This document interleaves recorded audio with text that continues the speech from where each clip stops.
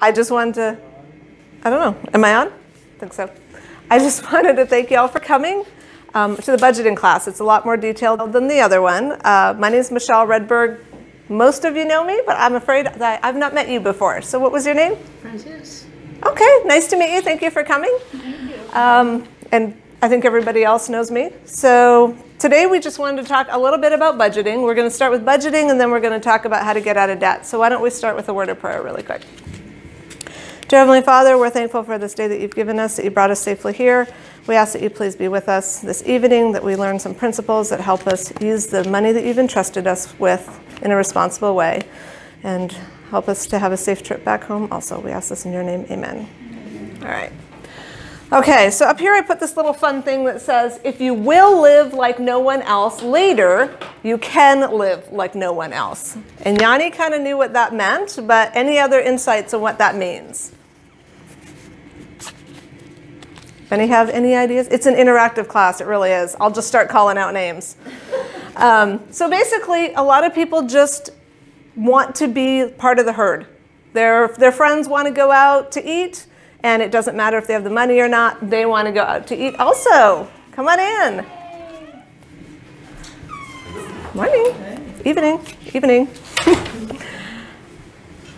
So they're living like everyone else. Very, very few people that I see have a budget. So I work in finance. I've been doing financial stuff for 22 years, mostly mortgages, but at one point I also did retirement planning, insurance, kind of everything related to finance. So because I primarily work in mortgages, I see everybody's financial information. And in my experience, I don't know that this is a statistic nationwide or anything like that, but I'd say only about 80% or 20% of people have a budget because they really don't know where their money's going. They don't know what it's being used for. They don't oversee it, and they're not diligent about it. So they're kind of living like everybody else. The other 80%, at least in my experience, like I said, not a hard and fast rule. But their friends want to go out, party, do whatever. Their friend buys a new car. They want to have the new car. Their friends have the beautiful house, and they want to have the beautiful house. And it's keeping up with the Joneses. You've all heard that saying. But that is directly tied into your budget and how well you keep your budget. Because if you will live like no one else now, later you can live like no one else. Most people get to retirement age with no money saved. I think they said something like, I wish I'd written down these statistics, but it's kind of crazy the amount of people that are expecting to live just off of Social Security because they haven't saved any money. And you can't. You really can't. And nowadays, the pension funds that used to be there for the older generation when they retired, they got 80% or 70% of their salary till they died. That sort of thing's not really around that much. Not really a financially sustainable model. So you have to save so that later on you can live like nobody else. Because how many of you can raise your hand, know people living paycheck to paycheck? It's a saying, right? Paycheck to paycheck. It really means that after that paycheck is done, if you get paid every 2 weeks, there is no money when the next paycheck comes. Okay? And that's just a really scary way to live. So we're going to talk about budgeting really quick. We touched on this last time, but the difference between gross income and net income, because it's important to know for your budget. What is gross income? Before deduction. This is the income before taxes, before deductions. So if you get salaried at $60,000 a year, that's your gross income. You're probably bringing home about $45,000 a year. That's your net income. Your budget should be made off your net income because that's the money you actually get to spend. It doesn't help you to budget what the government's going to take out of your paycheck. You want to budget off your net income, okay? So how many of you did your homework and did a pre-budget reality check at home? Okay. A few months ago. Okay. So the reason I wanted you to do that is because if you don't know where you are, you don't know how to fix it, right? So how many of you were surprised at where your money is going if every withdrawal on that bank statement was allocated to a category? Were any of you surprised at how much you were spending in different categories? No? There are some bigger numbers. The new baby might have done that. A few other things like that. But the purpose of a budget is to make sure you have money for the unexpected. Because the unexpected always happens. And you don't expect it, which is why it's called what it is, right? Okay, so if you did that, so we're going to talk about kind of what an ideal budget is. All right? So if you have this worksheet, you can jot on this. I gave you a new blank one. It should be at your place so that you can go ahead and write down somewhere next to the headings a percentage rate. Okay? So these are the percentages that should be allocated to these different budgets. Okay? There's an ideal range. Now, if you add up the maximum of every range, you're going to find that it's 144%. So you're obviously going to only be able to get to 100%. You have to do something in that range that equals 100%. The reason I'm not doing a hard and fast percentage for each of these is because everybody's situation is different. So my rule, which was depends, also applies to your budget. Everybody's situation is a little bit different. What you guys have to save is going to be different than what somebody starting out has to save. If your house is paid off, your budget's going to look very different than if you're saving for a house, right? So everybody's situation is different.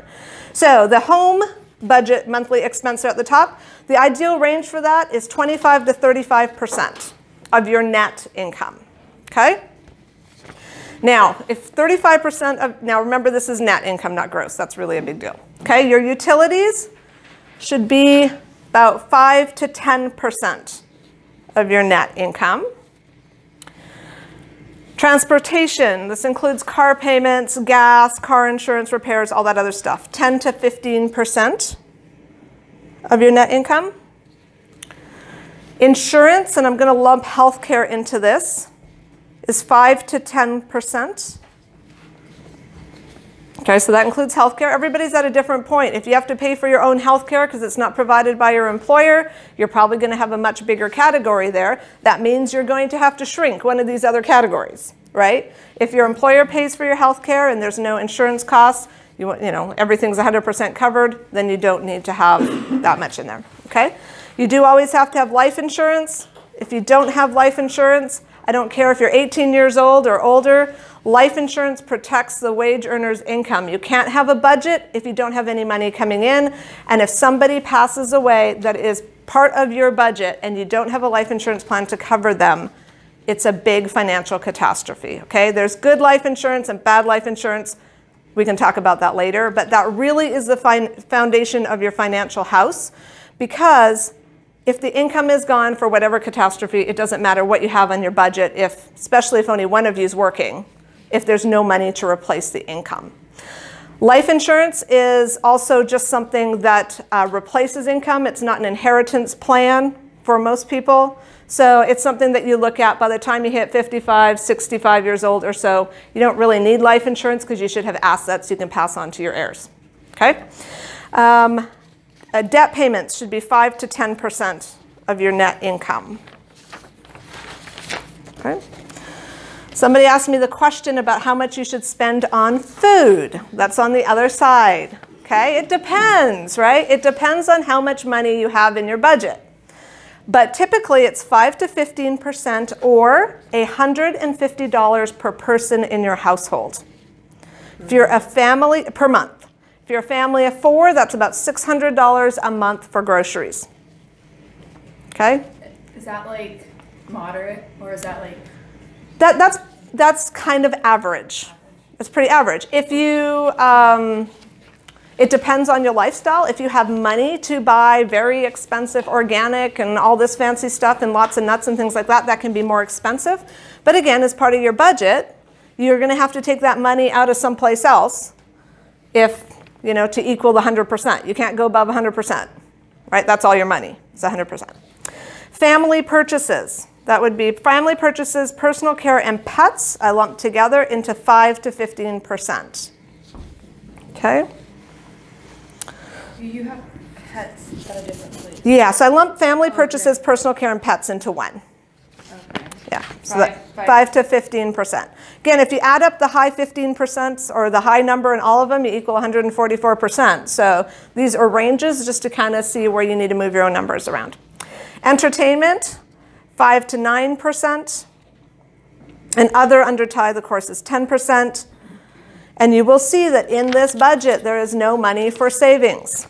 So you're going to have to adjust out when you get to your 100% and you see where you are in your budget, at least 10% for savings. okay, on top of tithe. Do you have personal care? Did you say that? Yes, so family purchases, personal care, and pets are lumped together into that 5 to 15%, okay?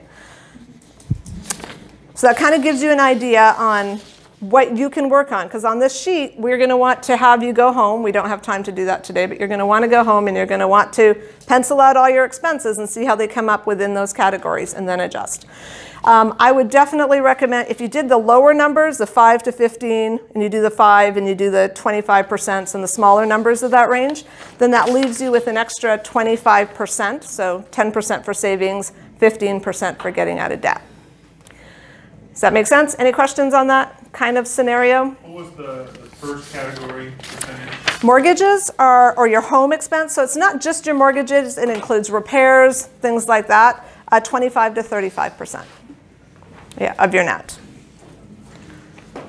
Okay, if you don't have that expense, that's fantastic. You get to go spend that money someplace else or save it, right? And so that's kind of the first step to getting your budgeting sort of figured out, is getting all your life into those categories. Most people have expenses from all those categories. Not everybody, but most people. All right? Once you have your expenses and your income and all that a little under control, then we can get to the really fun budget, which is way easier and is what I think is kind of the ideal budget. And it is a 50, 30, 20 budget. Okay? And they are under the following categories: wants, needs, savings, or giving. Okay? What percentage do you think needs to go towards your savings and givings category of the 50, 30, 20 budget? 50. It should. This is ideal, but not where most people are ever going to be. Savings and givings, typically we try to, at a minimum, get to, you can switch these twos depending on how fiscally responsible you are, but usually savings and givings is in the 20%, okay? You're saving 10%, 10% is going to tithe. You can adjust out those numbers however you want, okay? What do you think about the 50 and the 30? Where do those go? 50 for needs. 50 for needs. And 30 for wants. Now I'm going to be really clear about the wants category. This isn't nearly as much fun as you all think that that sounds like, okay? So the 50, yeah, the 50 is categories like, I had written that down somewhere, I'm going to hand this out. Essentials, monthly expenses, rent, you need that, or housing, mortgage, you need that, right? Nobody needs to be homeless here, all right? There you go. Okay. Transportations. Do you need to eat? Does everybody need to eat? Mm-hmm. Groceries, they're a part of that. All right? Okay, so the 50%, you can say needs or essentials. That is the things you're having too much fun with this. The way that you need to survive. They are your survival things. Everybody needs these, right? Okay. Now again, if your house is paid off or you're out of debt, whatever, those categories will change a little bit. Now everybody thinks wants are under that whole fun movies, going out to eat category. It's actually not. It is under lifestyle choices. Now it says here, choices, eating out, gym membership, shopping, etc. But it also includes things like debt you choose to have. So your car payments and things like that, right? You need a car, it's a need. You do not need a $900 car payment, okay? You would be surprised at how many times I see a car payment between $800 and $1,100 a month for one car. Now, if you want to go buy a brand new car off the lot that's a pickup, SUV, anything like that, it's going to set you back between $60,000 and $70,000. All right, and that payment over 7 years is, because that's the longest you can stretch it out, is going to be between $900 and $1,100 a month. All right, so that's where I kind of say this is under the wants category, right? You do not need those things. You can afford just fine on a car with a $250 car payment, right? But people confuse that one a lot, and they really, really want a new car. Okay, so what are some other things that could be under the wants category?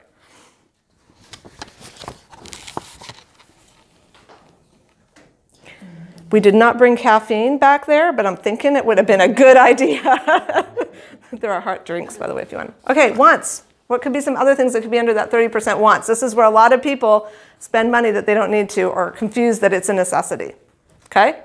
Clothes. Clothes is a want, sure. Okay, so you have money that you can spend on clothes. So do you need to pay $200 for a pair of jeans if you have a tight budget? No. No. Do people, or ever. But you know what? If you have, you're virtually out of debt and you make $100,000 a year and you want to buy a $200 pair of jeans, go for it. You know, if that's how you want to spend your money. If you live now like nobody else, later you can live like no one else. Nobody else can afford the $200 pair of jeans, but you might be able to. I'm not saying that's the wisest way to spend your money. I'm just saying you give yourself those options if you know where your money is going now, right? Okay, some other wants that could be good. Traveling. Traveling's a definite want. The what? Eating out. Eating out's a want, sure. Here's some other things people don't think about under the wants category. Education, all right?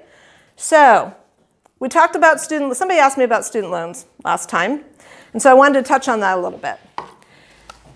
You can get a very acceptable 4-year degree at a community college for $5,000 to $10,000 a year. Even at a state college, they're not that much anymore. You can also choose to go to a private college at $40,000 a year instead of $40,000 over 4 years, all right?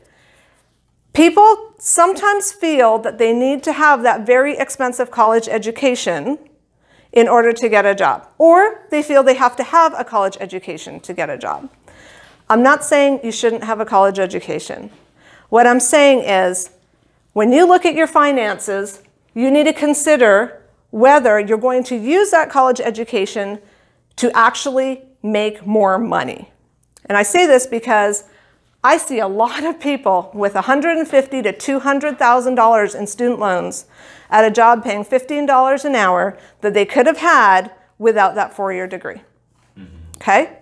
You can go get a trade. You can go get a trade. If you don't know what you want to do in college, then don't go spend $40,000 a year at a private college, take that all out in debt if you don't know what you're going to do with it and you don't intend to use it when you're done.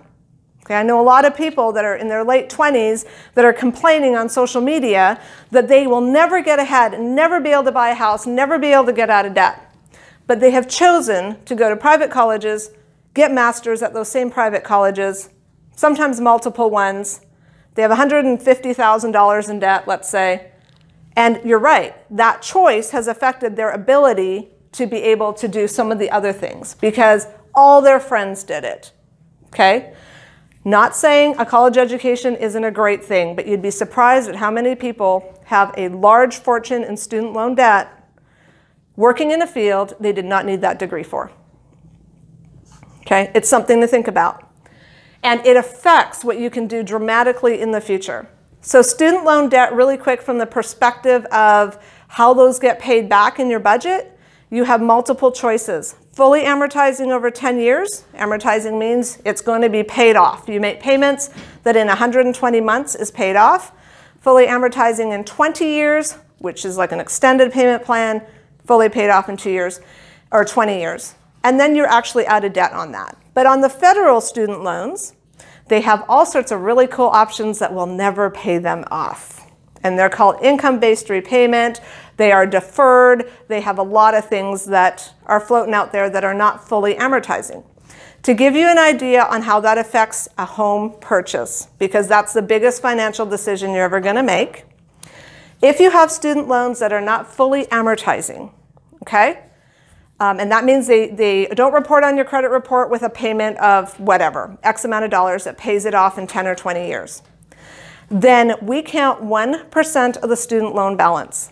That means if you have $100,000 in deferred student loan debt, then you're getting counted a $1,000 payment against you when you go apply for a mortgage. Okay, just kind of an FYI back there, because that makes a difference to a lot of people. Okay, they might not qualify for a house because they're not considering student loan debt as debt because it's deferred. They're not making payments. They don't consider it in their budget. They don't consider it in any of those options. And lo and behold, it is debt. It is counted when you go to get a mortgage. And at some point, unless you have a loan forgiveness program, which I don't know that you would want to get in debt counting on that, then somebody's going to have to pay that off, and you need to account for it in your budget. So when you're making decisions about school, keep that in mind. What are you going to do with being able to pay this off? Sorry, little rant there because I get this one all the time at work. Just not understanding how student loan debt really, really affects your future. It's a big debt. It can be masked. I mean, literally $150,000. I see it all the time. And it's one that you can never get out of unless you pay it. Yes, it is also not a debt that's forgiven in bankruptcy. Yeah. Yes, it is a federal debt, so you cannot write it off in a bankruptcy. If you get in financial trouble, it will hang out there forever. Okay? I will be speaking to people that are in their 50s or 60s that still have student loan debt. And if you have children that have wanting to go to college, they can get $5,500 a year in federal student loans in their own name. It's a fantastic way for them to build credit. I highly recommend it if they're going to do any debt. But the parents should not be co-signing, in my humble opinion, on their children's student loans. Okay? If the kids cannot afford to go to college to pay for their own college degree, then you're saddled as a parent with that debt. Okay, when they come out and they don't pay it, guess what? Mommy and daddy have to pay that debt payment. And then when they go to buy a house or they go to buy a car or anything that involves debt ratios, that's going to count against them. If the kid stops making payments because they couldn't afford it to start with, mom and dad's credit is going to be severely affected. Okay, if you co-sign on your children's student loans, do it knowing that if that child does not pay that debt, that is your debt, you're responsible for paying it off, and any negative payment history will go against you personally. And I say that because that's a big push. You only get $5,500 in a federal student loan. There's a big push for parents to take out loans that they co-sign with their children. I speak from personal experience. Okay? All right, so that's on student loans. And then on savings, so yeah, we have lifestyle choices, things like this. This is housing, this is necessities. And over here you have your tithe and your giving. This is kind of the really easy budget you can lump together. It's better if you have a larger sum in this category, because if you do tithe and then you do 10% to pay yourself, because you should pay yourself first in a savings account before you figure out who else you're going to pay, it doesn't leave you a lot of money to get out of debt with. So when we get to our getting out of debt section here in a minute, when you looked at your budget, if you're spending 100% of your money to pay your bills and you have debt and there's no extra money left, it's going to be really hard to pay off those debts. Okay? So when you're setting up your budget, you need to leave some money for getting out of debt also. So if 100% of your money is going out the door to pay for your budget, what can you do to come up with some extra money to get out of debt with? Second job. Second job. Donate plasma. Donate plasma. What else? You know what? Sometimes you got to do what you got to do. It's the baby steps. Groceries in college. It's the baby steps, right? Some people rob banks. Okay, not recommended in this class to rob a bank. What else? Sell stuff. You can. It's amazing what you can do on Craigslist. It has gotten me out of a jam more than once. Okay, what else? eBay, yeah, that's an option. Selling things. Second job, all of that. Is it convenient to do any of those things? No. Kick the kids. No. Put the kids to work. Put the kids to work, or don't have any. So when my son did a class in high school about how to be financially responsible, like a life skills class, you know what his conclusion was when he tried to make up his own budget? He had 2 rules. They're brilliant. They apply here more than anything else. He said, do you want to know how you have a lot of money in life? Don't have children, and don't take out student loans. This was the 18-year-old's profound statement. Okay? Now, we all love children. There's some new babies we haven't seen yet. But, they're fantastic. But be prepared for the financial burden that comes with raising children. That being said, your children do not have to cost you an arm and a leg. It falls under choices that you make. They do not need the latest and greatest of absolutely everything as much as we love them. Virtual virtual Yard sale on Facebook. Yeah. You can Yeah. find so many baby clothes for 50 cents. I haven't been worn yet. Yep, Yeah, that absolutely. hasn't been worn yet. Some of the tags. Not that we're looking. Maybe you're saying something. I don't know. We're not. But That's the whole thing. It's changing your mindset, because if you live like, everybody else, then you won't be able to live differently from them later. And that's totally true. Everybody will be like, hey, I got this. This is amazing and awesome. My children said that until they were teenagers, I never bought them a stitch of new clothing. And they're probably right. We had friends a couple years older than ours, with kids a couple years older than ours, and they would show up with bags of clothes, and our kids thought that was normal. But the parents of those kids were spending a small fortune on clothing and all sorts of, and toys and everything. We just made out like bandits, And the kids just thought that was normal, and it wasn't until they probably were in their teens. I mean, I'm sure there were exceptions, but until they were their teens, they're like, we go shopping for clothes. Wow, what a cool idea. When they were in high school and it started being important. And even then, it's amazing what you can find that you can hand down and save money on. So it's a mindset, right? It's about changing the way that you think so that you have other options. All right, any questions on budgeting?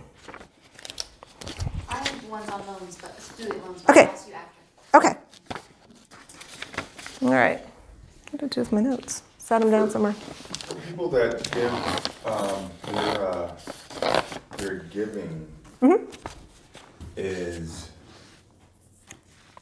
more on the 20 to 30%, then that changes the whole dynamics of that. It does. So, I mean, ideal. What's the ideal, perfect utopia world? No debt. Your funds are used to help other people, to live comfortably, to, be a blessing, right? That's the perfect world. But you have to get there in baby steps, right? So you have to get there first by knowing where you're spending your money. Then you have to get there by setting a budget and sticking with it. Then you get there by making adjustments. And eventually, hey, this could be 80-20. 20 for necessities, food, gas, things like that. 80%, you just shower out blessings, right? Not most people are there, but it's a fantastic thing to shoot towards, right? That's the whole thing about this. My rule in my last class was depends, right? Everybody's situation is different. But the thing about money is that it can control you or you can control it. It's an inanimate object, right? Especially if you have jobs where you know what you're going to make every month. It's a lot harder when you get commission. It's a lot harder when you're in, piecemeal type of jobs, things like that. But if you have a 40-hour-a-week job and you know exactly what you're going to make every month, you can decide how you're going to live, okay?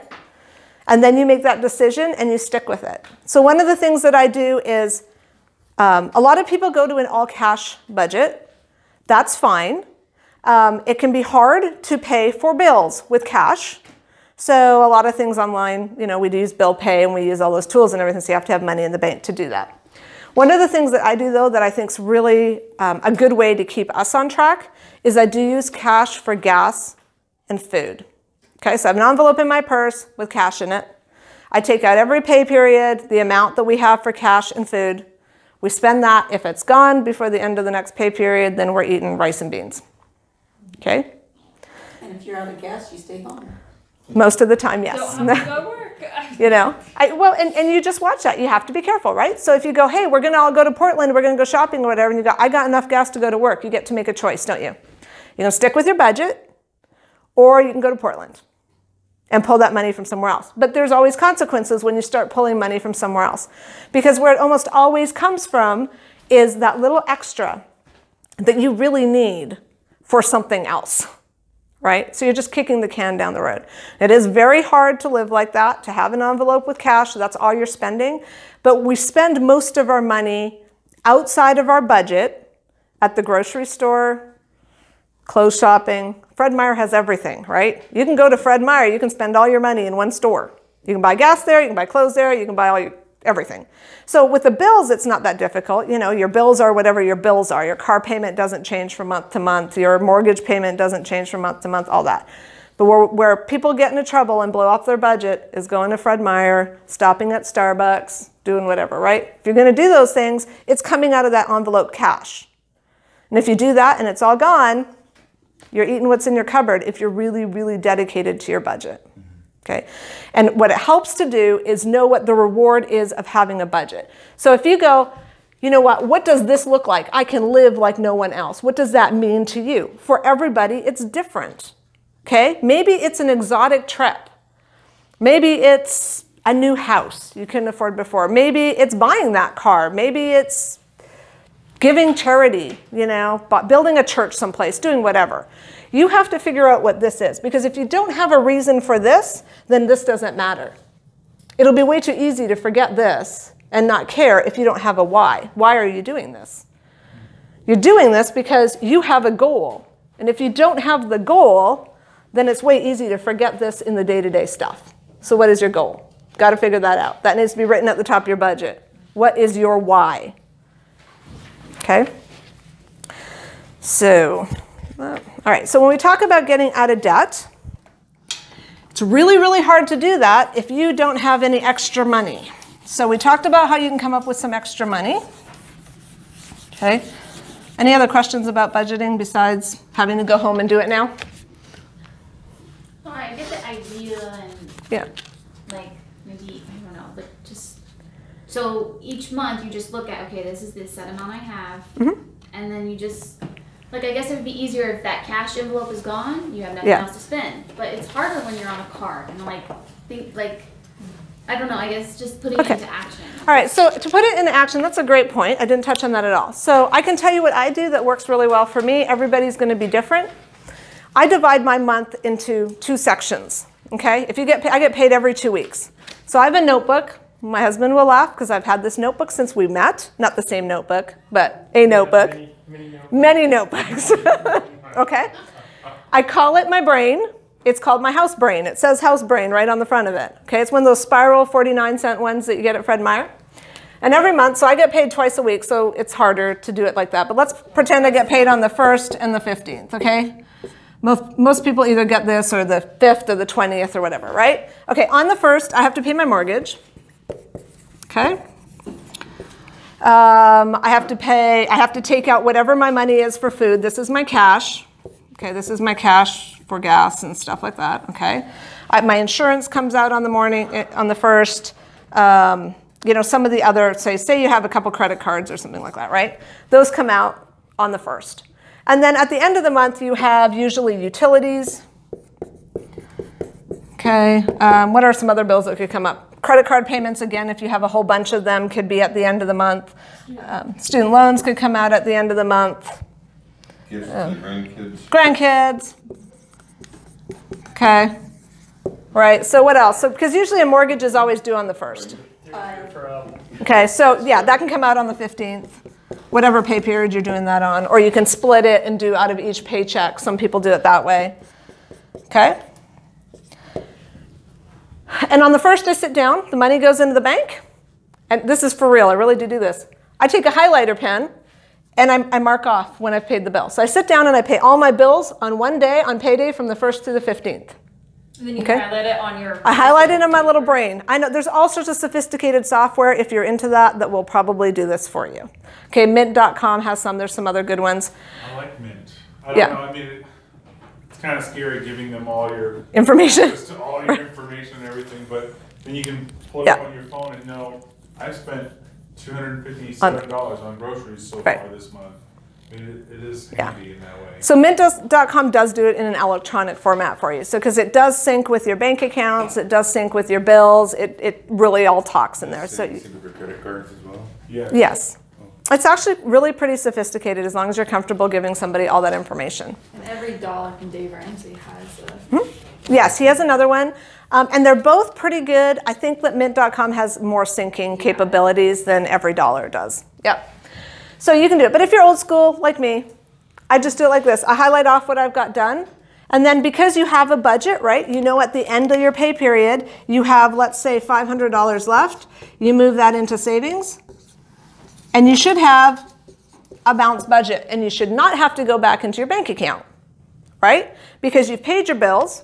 You have the cash out for whatever is going to be your daily expense, right? So your bank account, don't make it be zero. You should have a slush fund in there, but shouldn't need to be tapped again. So balancing my checkbook is super easy because what are the biggest expenses that you swipe your card for all the time, right? Food and cash and gas, right? If you're using cash for those things, then you can go ahead and you don't have to run those through your debit card. Because it's when we use our debit card, we lose track of how much money we've spent, right? Because you're just swiping, All right, but when you're using cash, you don't. And then you do the same on the 15th. Whatever extra money you have, you move into your savings account and you're running a fully balanced budget. So if there's something that's not due till like the 12th Mm-hmm. of the month. I pay it on the 1st. Pay it on the 1st. Mm-hmm. You should have all your statements. So you sit down, like this is how I do it. You guys can figure out whatever works. You can do it electronically. You can pay your bills as they come in. But here's what happens if you pay your bills when they come in. You can forget. If you pay a credit card payment after the due date, there is no grace period. I remembered that from you. Yes, no grace period on a credit card, okay? So if you have a 1% interest rate credit card that's due on the 5th, you pay it on the 6th, you're now all of a sudden a bad risk to them and you're going to be paying 18% or 24% or whatever, okay? No grace periods on a credit card in that type of debt. Car payments, you have some grace period.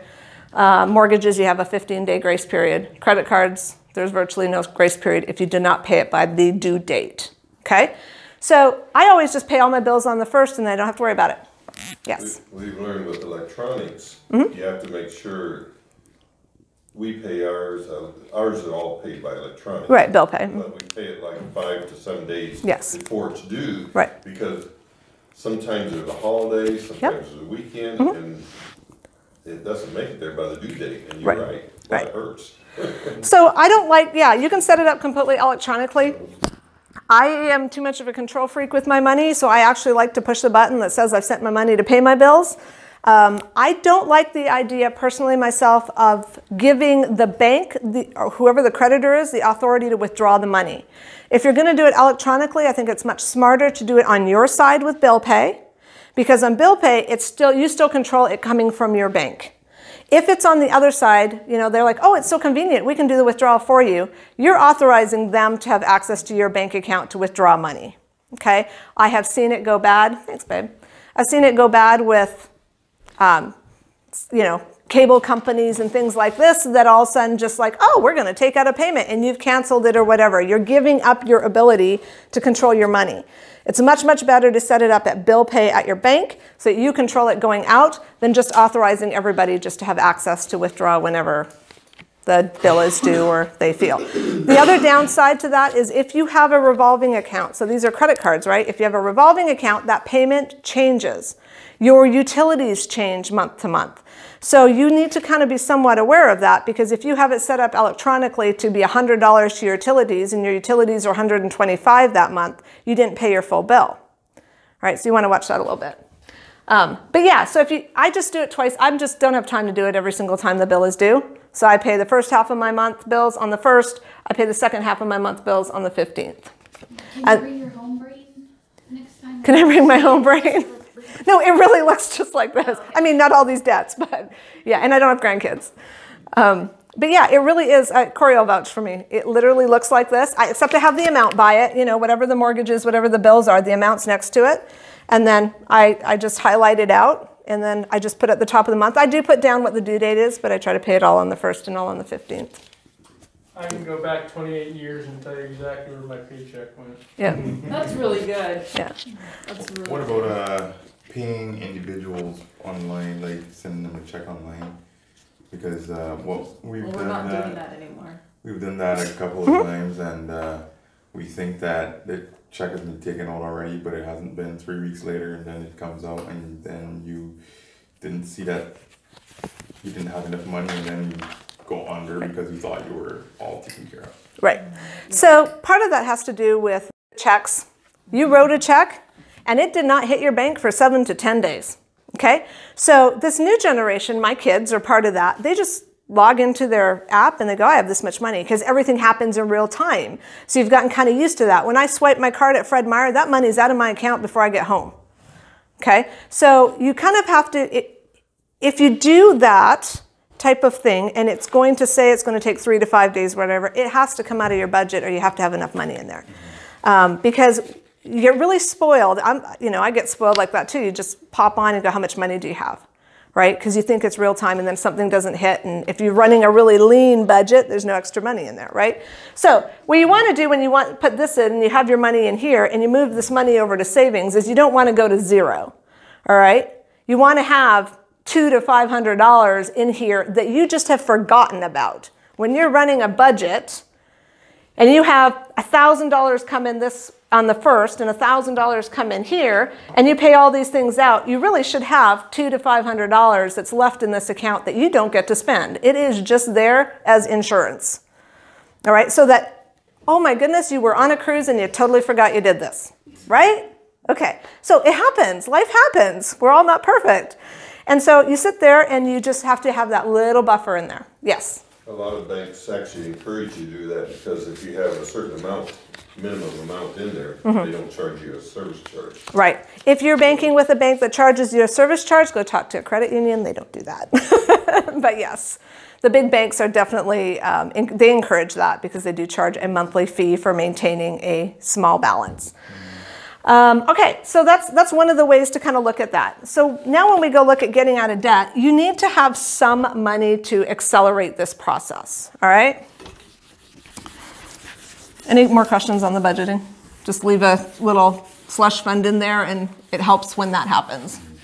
That kind of helps.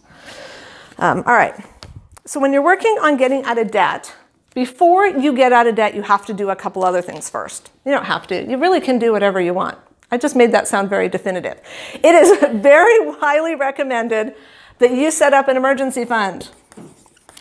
Anybody know what that is and how much it should be? $8,000. I didn't bring any prizes, but you'd have won it. Okay, $1,000. $1,000 is an emergency fund, okay? This is the very, very, very bare minimum everybody should have in a savings account.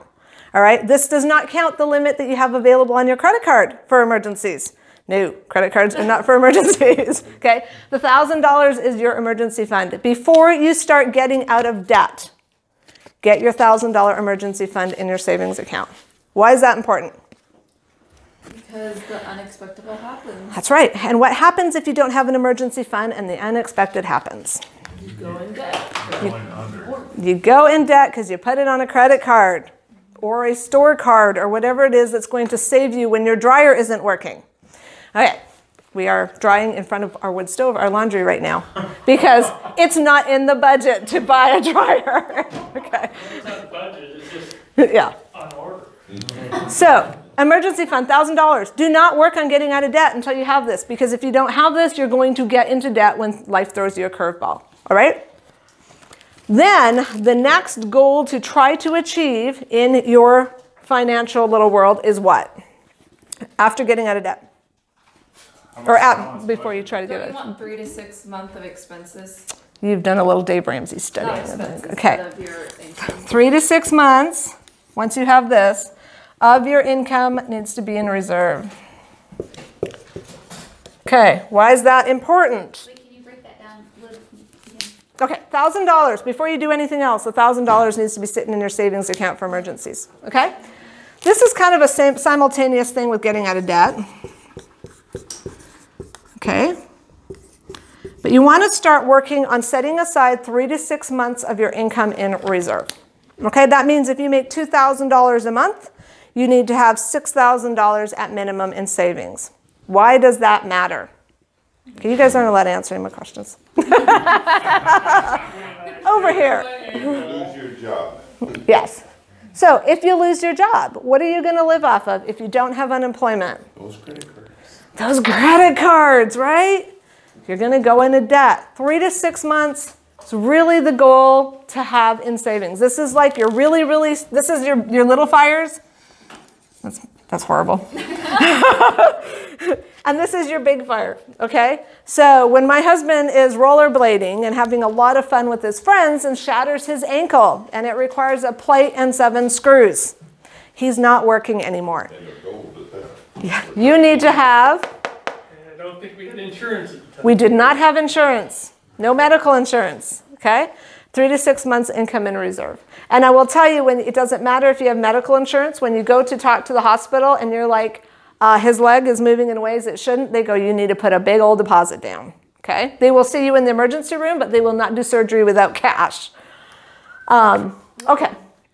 So the 3 to 6 months of income in reserve is sort of the next big goal to get that together, right? Okay. And then you want to work on paying off debt. Everybody's debt load is different. You've probably all heard the term debt snowball, debt stacking, debt avalanche. It's got lots of little different terms. They actually all mean a little bit slightly different things. But I'm going to put some debts up here, and we're going to talk about how you can pay them off. Okay? Mortgage. Let's say this one is $1,500 a month. Okay? You have a car. You bought a nice car for $450 a month. You have a second car. Usually the wife's car, that's less. $250 is usually not as nice. You have a credit card, okay? And it's $125 a month. What else would be typical? Let's do 2 credit cards here. This is, let's do like a Kohl's card. Okay, Kohl's card. Everybody has a Kohl's card. I see it just constantly. Okay, let's say $100 a month there. Let's go student loans, $280. Does that include car insurance? Nope, this is just debts. Okay, so we're just looking at debts. This is hypothetical family A. Family A, okay? So these are their debts, and I'm going to do some other things that are fun here.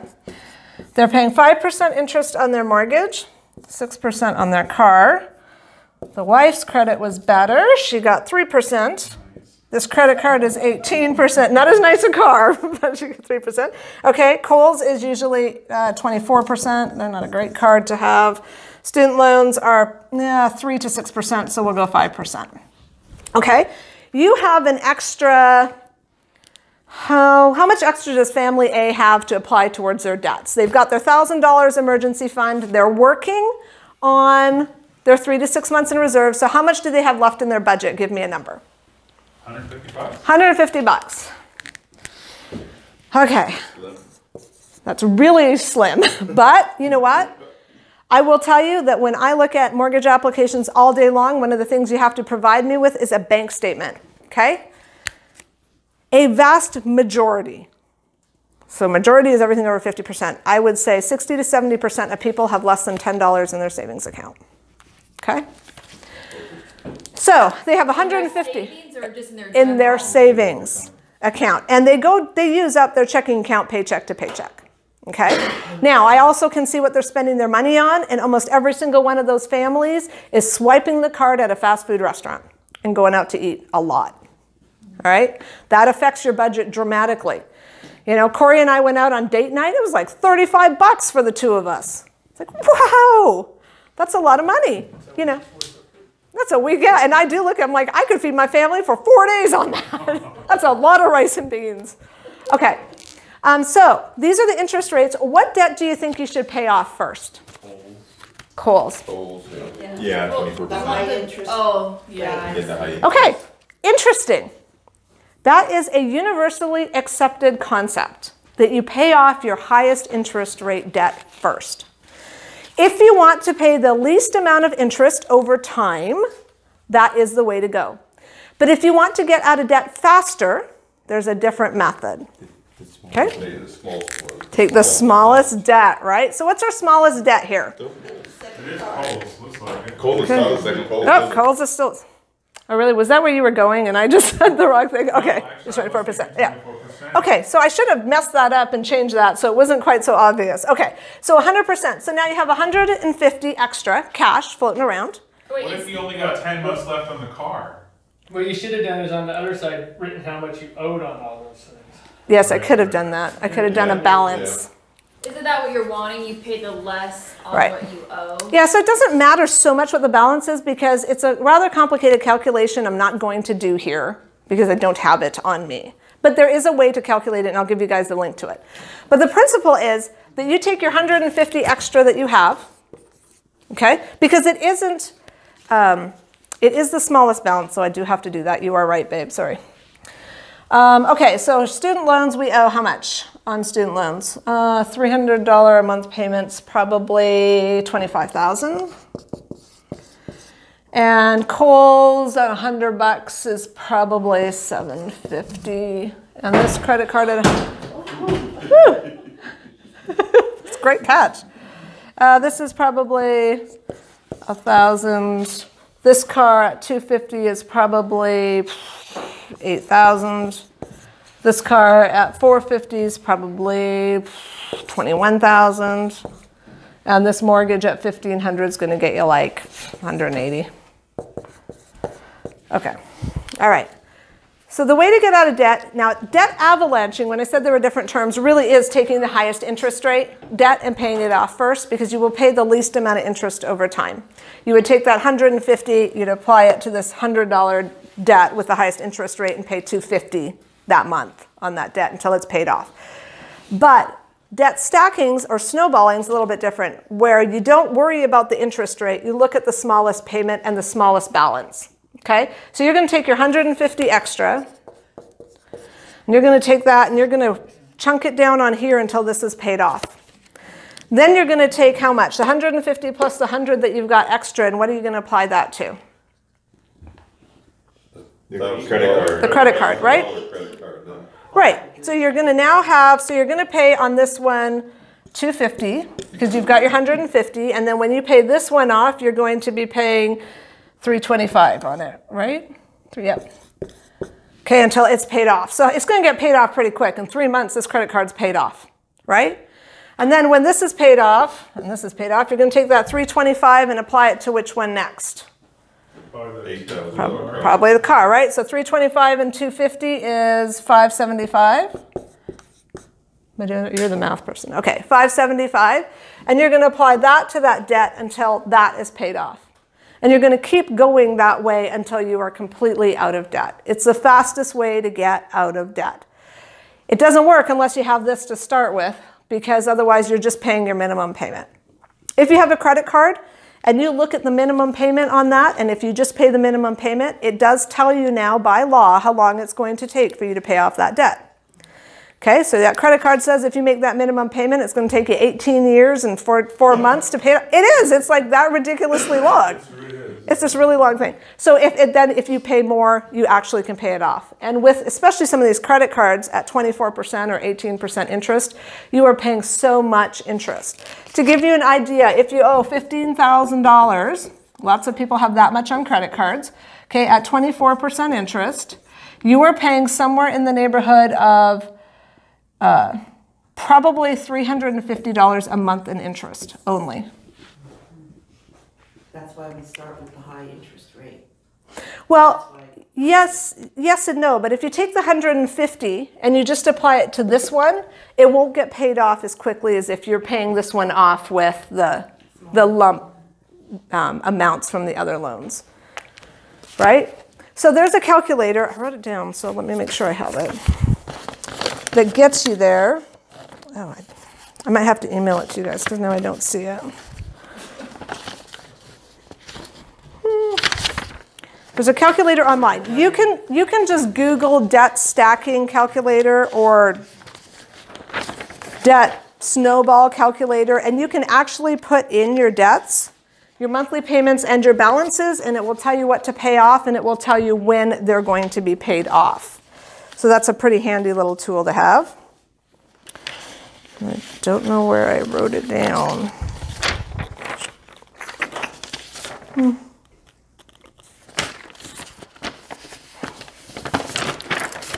Sorry, I had it written down someplace, but I don't know where that is right now. While you're paying that off, you can't be using that coal card either. Yes. So that's also a plan. You also have to. So yeah. That's another hard part. That is. I mean, when you want to get out of debt, you have to. Exactly. Don't carry your credit cards around. You did. If you're trying to get out of debt, it's a different mindset, right? You have to really leave the credit cards at home. You have to really stick with the budget. If you lose this $150 a month because you made a different choice with that money, it's going to seriously slow down your getting out of debt track, right? Now remember, all cash is only good, and having no debt and no credit is if you already have your house.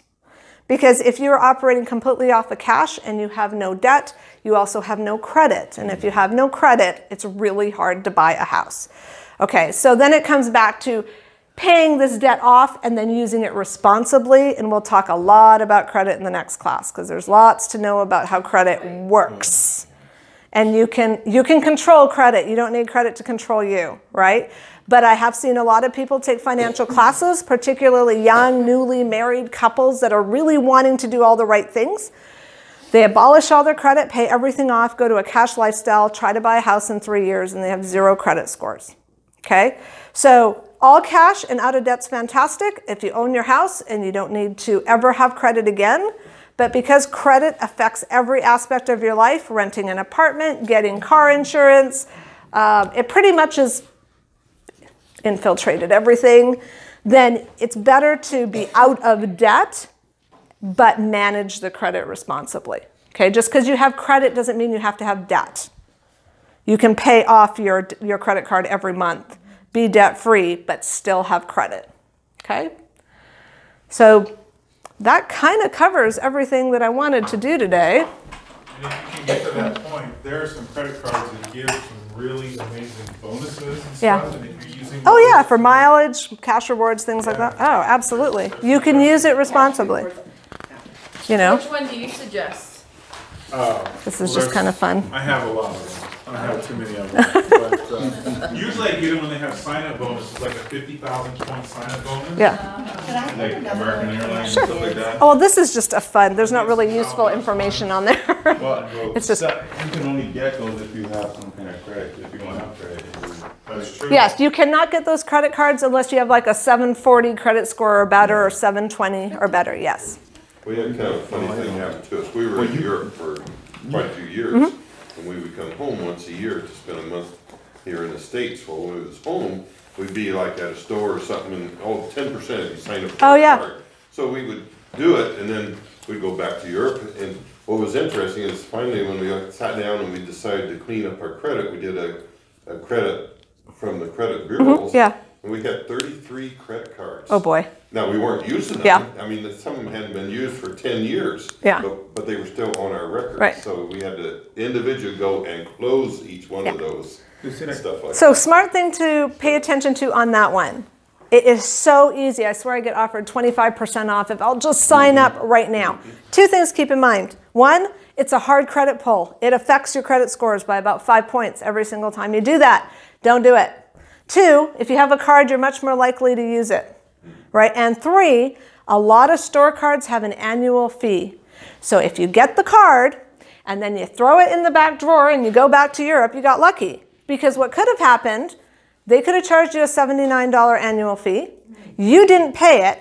It goes to collections and your credit gets trashed. Okay? So I generally say when dealing with credit or getting credit, if they're offering it to you at the check stand, don't get it unless it's part of a strategy to accomplish something. So for instance, you know that you're remodeling a house and you want a Home Depot card because you're going to get 0% interest for a year. You have the cash to pay off the credit card, but you're going to get a 10% discount every single time you shop there. And you can be responsible with your credit. That's a good deal, right? You have to understand why you're doing it. You have to understand what its effects are, and then you have to manage it. Right? Yes. Another thing you have to watch out with credit cards is happened to us. Sears, we ended up with like 5 different accounts. Yeah. And one time we bought our washer and dryer when we came from Korea, we put it on, we thought, the credit card that we were currently using. Well, inadvertently it got sent to one we hadn't used for like 10 years. Right. And precisely the same thing happened. Then all of a sudden we had this big bill and they were wanting to stake us out on anthills and stuff like that. Right. When everything was already paid off. We wrote and we told them what the facts were, and then they forgave everything. But still, you just have to be aware that sometimes you sign up for cards, there'll be multiple accounts. And store cards tend to have much higher interest rates than a lot of other cards. So you can get like that Costco City card or whatever. I don't know what the rates are, but the benefits are pretty good to that one, and get just as good a reward using that as maybe a Kohl's card or a Sears card that has a much higher interest rate. Yes, Yanni. Now, last time I remember you talked about not canceling credit cards. So if you have a card that is 20 years old or 15 years old, is it even still active, I guess? It depends. But if you shouldn't cancel it, just leave it? Or? Well, it depends. So credit is a whole other class that could go on for hours. But in answer to that question, whether you close a credit account or not depends on your overall credit profile. okay? The reason I just generally say do not close any accounts is because let's say you've had that credit card and it's open. It's easy to look on Credit Karma and see if the account's still active or closed. Okay, that's not a hard pull, that's a soft pull. Everybody should have Credit Karma on their phone. It's an app that is just free. It tells you full credit reports from 2 credit bureaus. Just don't accept any other offers of credit, okay? But if you have, say, 2 accounts that are a year old and 1 account that's 20 years old, but you haven't used this 20-year-old one because it's got 24% interest, you got it when you were in college, and you close it, all of a sudden you've lost 20 years of credit history, okay? The history stays there, but you're rated much more heavily on open accounts. So in that situation, depending on what your life is like and what your plans are for credit, just you need to have a conversation with somebody on that particular situation. So I sit down with clients all the time. I say, let's see your Credit Karma profile. We sit there, we pull it up. And then I go, okay, in this situation, I need you to pay down this credit card. I need you to close this account. I need you to not touch this one ever. And I'll just write up a plan. Because when it comes to credit, everybody's situation is incredibly different. There's some hard and dried rules for credit based on how scoring models and things like that work. But if you've had an account for a really long period of time and it's still open, it's probably a good idea to keep it open. You don't have to use it if it's got a high interest rate, or you can use it once every 6 months just to keep it active. But length of credit history is really, really important. So. And then if you just use it and pay it off, then you don't have to worry with the 24. Yeah, that's what I said. That's the difference between having debt and having credit. Having credit means you understand how that works. It's going to give you all sorts of advantages when you are applying for anything at whatever point in your life. Credit is not debt. Credit means you have the option to get into debt, right? You have the availability. Debt's a whole different animal. You can have credit without having debt. So, yes. You're going to cover we've had credit cards where we had a $250,000 limit. Mm-hmm. And we were told you needed to lower that, so we had actually wrote and got them to lower the amount because that counts against your score and stuff. If you have that high of, we didn't have that much on it. Well, if that was 0% interest, you should have bought a house. I said if it was 0% interest, you should have bought a house with it.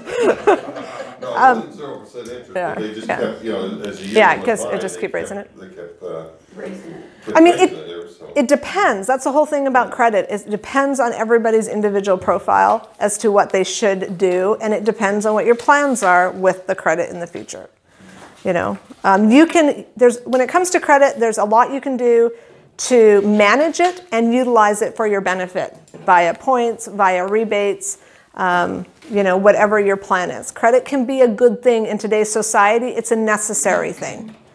So that's one of the reasons why I just kind of go with the rule of don't close any accounts, because people get super excited when they pay off their debt and then they close all their accounts and then all of a sudden they have no credit history. Okay, you just need credit in today's society to really function because everything is really rated on that. So anyway, did that kind of cover all the really rough basics of your homework that you're going to have? Okay, so if you have a budget, congratulations. If you're sticking with it, even better. If you don't have a budget, then you're going to go home, kind of look at the guidelines, set one up, and then it's up to everybody to decide what they want to do when it comes to debt and decide how they want to live. Because if you live like no one else, later you can live like no one else, right? Yes? I used to work in a field where people were very high paid. Mm-hmm. They were. But they've got boats and four-wheelers and big fancy pickups, and when I was getting ready to retire, I'm never ever going to be able to retire because they'd spent all their money back when they were younger. Yeah. Well, it's not just that. It's very interesting because a lot of times you have that keeping up with the Jones envy, and you don't understand that those people literally have nothing. They have a ton of debt. They have the beautiful house, they have the fancy car, they've got the boat and all the toys, but they can have no quality of life because they couldn't take a vacation if they wanted to. And which will end on the quote that I said last time, because I think it's so incredibly true about income and all of that. And this is the way most people live, so you get to choose if you want to live this way. This is normal. This is everyone else. Normal is getting dressed in clothes that you buy for work, driving through traffic in a car that you're still paying for in order to get to a job that you need so you can pay for the clothes, car, and the house that you leave empty all day in order to afford to live in it. Hopefully don't leave your clothes empty. Well, there's Right? some in the closet. Yes. But that's true, right? So what quality of life is that? And do you want to live that way? And if you don't want to live that way, you can gain control of your finances and you can change that. It really just is a choice. Did you post that on Facebook? Can I post this on You Facebook? should post I it can. on Facebook. It's And then I can share it with everybody. okay. I think it says this is a credit to Ellen Goodman, but I've seen it in lots of different formats, so I need to see who actually gets credit for it. So, all right. Pass. Well, thank you. You're welcome. What did you talk about last month? We just kind of summarized last time. We touched on everything. So we just touched on kind of a little bit of summaries about what the upcoming classes are about. So if we missed that. Yeah, no, it was just a I touch. recorded last month, but I haven't posted it to YouTube yet. Okay. So check the Little Creek channel because I'll be posting hopefully these. So if you missed part of it or you missed 1 week or whatever, it should be available. Awesome. And when's the next one? The next one I believe is the 12th. Is that a Tuesday? Good. I Of can't March? wait for this one. March 13th. Do you want 'em? It's a Tuesday, March 13th. And what is it? It's going to be on credit. So is this how to buy a house? That's the next one after that. Yeah. But see, I'm doing this in order. The reason this is important, if you don't have a budget, okay, then you haven't saved any money for the most part. That's usually how that works. Not everybody's like that. But if you're just spending your money paycheck to paycheck, you don't have any savings. If you don't have any savings, it makes it really hard to buy a house, okay? The next piece of that is credit. So we're doing credit next because how credit is handled is tied into how you budget.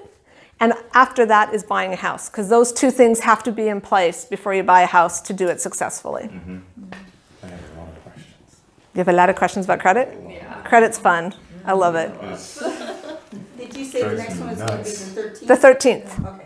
of And March. then the 24th Now, of what April. was this Yeah. Credit Karma you was talking about? That's an app on the. Yeah, so Credit Karma is an app, CERDITKARMA. You can also just. You can get it on your laptop or computer. Yep. Or you can, if you got like .com. certain cards allow you to see your credit. Yeah, so your credit cards, a lot of times they'll give you a score, but they only give you one. The reason I like Credit Karma is because Credit Karma gives you TransUnion and Equifax.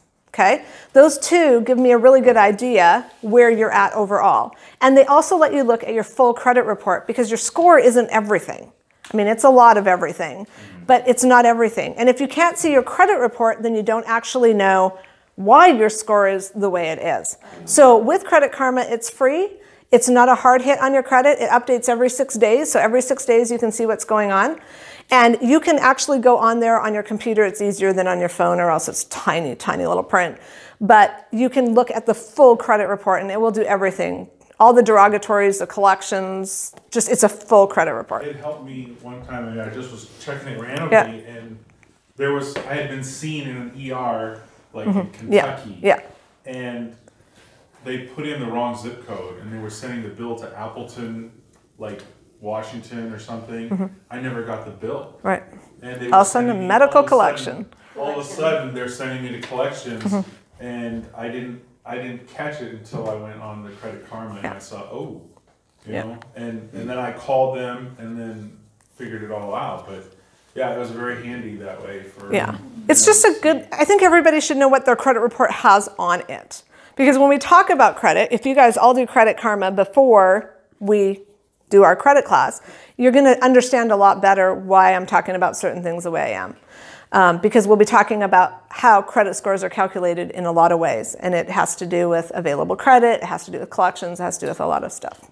But if you don't know what's on there, there could you're be just all kinds blind. of stuff on there that shouldn't even be on there. Yeah, and it's very common. My brother, I mean, we call him Troy, but his first name is really Harold, which is the same as my dad.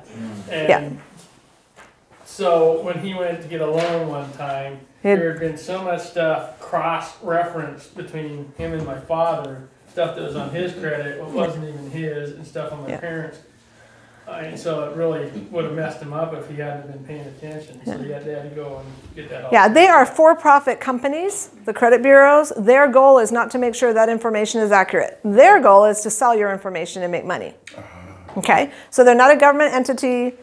They just are a repository for data that they resell. And we know that wrong data is on there all the time. It's there all the time. So it's good to look, it's good to know, it's good to check, because it's just like your budget. If you don't know what it says, you don't know what to fix. Yeah, I had Yes. my ex-husband's ex-wife Yeah. on my credit like 30 years after they had been married. Yeah. And wow, you know. Yeah, because it was probably a joint account for them, and then when you got married, it gets lumped, and I don't know what happened. But yeah. It's a good thing to know what your credit's like. So, all right. Did pretty good. So if we can just have, Pastor, would you have a closing prayer really quick? Sure. Thanks. Dear Heavenly Father, thank you for giving us life and health and strength and the ability, Father, to make choices and make money and be able to help others with it. And teach us, thank you, Father, for this class, for teaching us how to better manage the things that you give us and how we can honor you with it. Bless each one, I pray, and may the principles that we learn be put into practice in a way that honor and glorify you. In Jesus' name, amen. Amen.